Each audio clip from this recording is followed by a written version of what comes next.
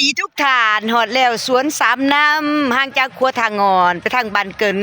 2 กิโลเมตรเอ้ยเบผู้บ่าวผู้สาวผู้แพวกะลายเด้อผู้คิดว่าเป็นดอกอีหยังมันเด้อมีสีม่วงสีแดงสีบัวงามแท้งามว่าดอกไม้หลายอันไรเนี่ยเดี๋ยวไปซุ่มให้เบิ่งเนาะ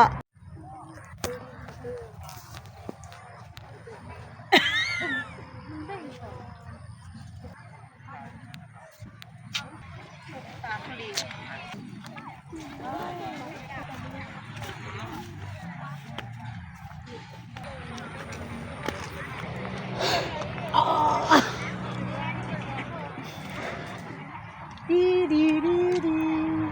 จังมาละมันตรงทางนี้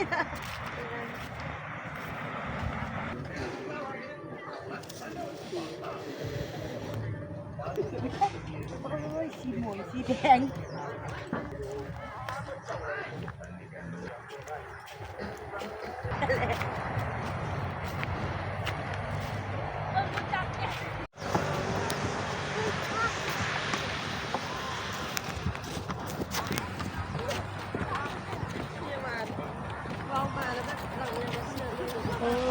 สวนดอกไม้กองไก่สุดสายตา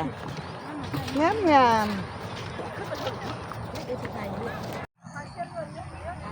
เพียวเหลียง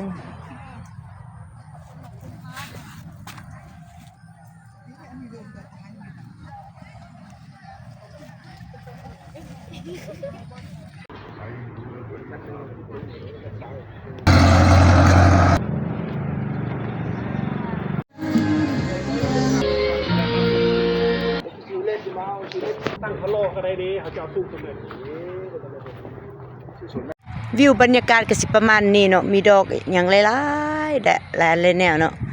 คักสุดเป็นดอกนี่แหละดอกหอนไก่นี่แหละยืนไม่เคยถ่ายดอกไม้งามเด้อมาฮอตโดนลุงละน้อง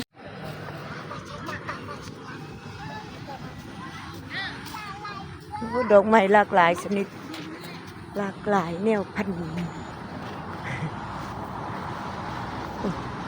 ไปเลยเดิน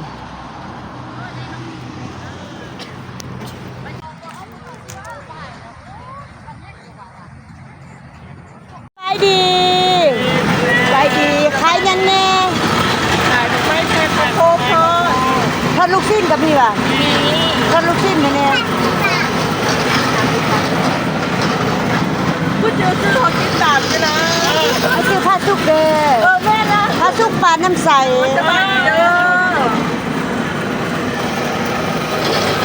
ขายหมานบอสตรอเบอรี่เท่าไรนี่พันกินน่ะ